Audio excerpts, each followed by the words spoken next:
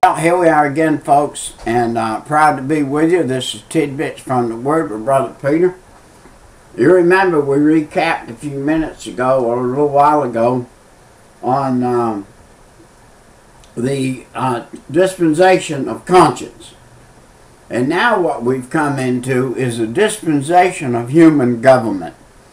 We had the Noahic covenant proposed. The Lord called, he said, and the Lord smelled a sweet smelling savor. Let's go back to 20. And Noah built an altar unto the Lord, and took of every clean beast, and of every clean fowl, and offered a burnt offering unto the Lord. Remember, he took the 7 clean animals now, and now he took the first fruit of the clean animals, which was that odd one, and the Lord smelled a sweet savor. And the Lord said in his heart, I will not again curse the ground any more for man's sake. For the imagination of man's heart is evil from his youth. Neither will I again smite any more everything living as I have done. And while the Lord, while the earth remaineth seed time, and the harvest, and the cold, and the heat, and the summer, and the winter, and the day and the night shall not cease. Then we talked about that in the last excerpt. That was a perpetual thing. Day and night, harvest, and cold and heat is perpetual. It's been ever since God created the first week, and the first month, and the first year of the earth. He made some things that work perpetually. Now, chapter 9. God blessed Noah and his sons, and said unto them, Be fruitful, and multiply, and replenish the earth. This is the second time. You remember he said that to Adam and to Eve.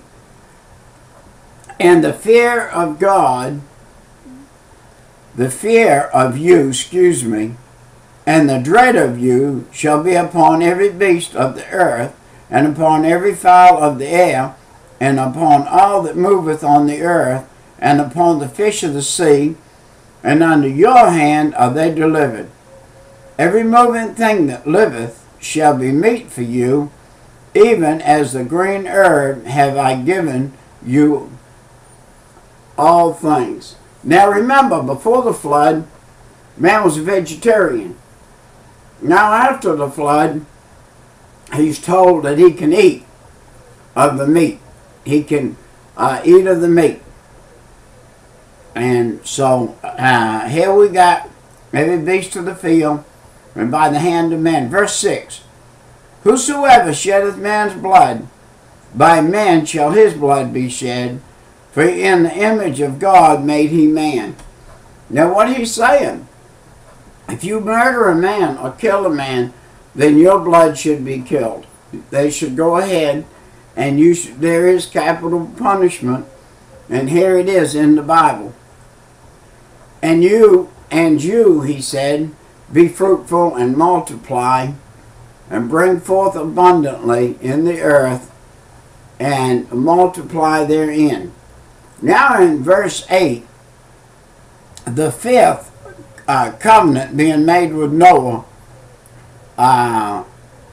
is the parties of this covenant, that God spake unto Noah and to his sons with him. So now he's speaking unto Noah and his sons with him. Now he has more than just Noah's attention. He has a small congregation of 3 boys and a man.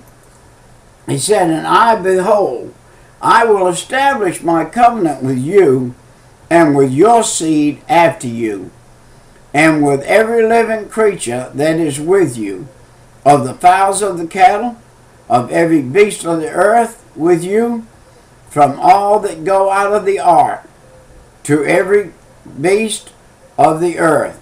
And I will establish my covenant with you. Neither shall all flesh be cut off any more by the waters of the flood, neither shall there any more be a flood to destroy the earth.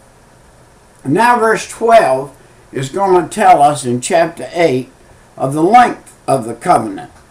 And God said, "This is a token of the covenant, which I make between me and you and every living creature that is with you for a perpetual generation." That means as long as man is on the earth, perpetually, every generation, from Noah to you and I, God made this covenant. Now let's see what the sign of the covenant was. Verse 13. "I do set my bow in the cloud, and it shall be for a token of a covenant between me and you.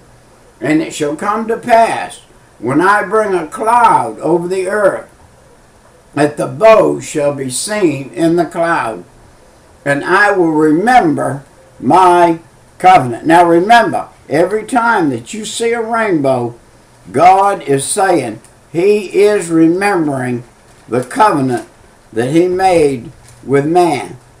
Every single time you see a bow in the sky, remember that that is the covenant with man. And that was verse 15 of chapter 9. Verse 16, "Which is between me and you and every living creature of all the flesh in the waters, shall no man become a flood to destroy all flesh again. And the bow shall be in the cloud, and I will look upon it, that I may remember the everlasting covenant between God and every living creature of all flesh that is upon the earth. And God said unto Noah, This is the token of the covenant which I have established between me and all flesh that is upon the earth." Now remember, every time you see a rainbow, after it rains, that God is looking down and He's remembering mankind and all the things that He made, and He is especially concerned about us knowing that we're not going to have another flood. "And the sons of Noah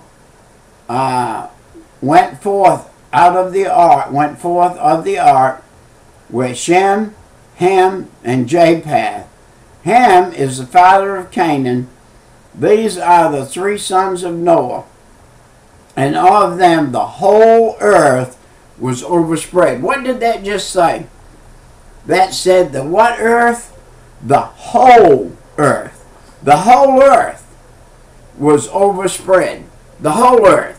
Not just over there where they were in Mount Ararat, but the whole earth, all the way around. People say, "Well, where did the Indians come from that were in America?" Well, they crossed over here from China. And they got here, and they were Chinamen originally. And got here, and the Indians showed up. And then we see there were some failures in the boys. And Ham, the father of Canaan, saw the nakedness of his father and told it to his two brothers without.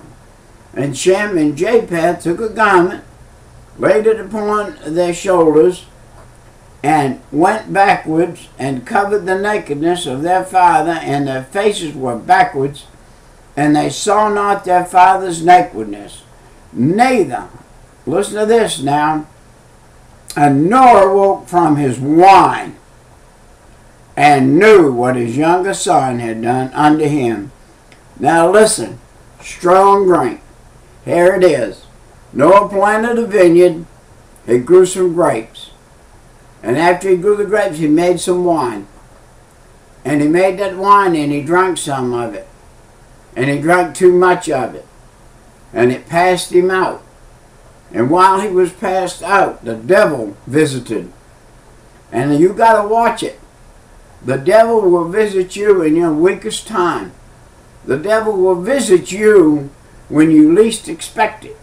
And if you drink wine, a strong drink, and you're passed out, you ain't going to know when the devil comes. But when you get sober, you'll know he's been there. This right here caused this great sin that took place. And ever since then, this sin has plagued the nations where it is. and it's everywhere today. It's all around.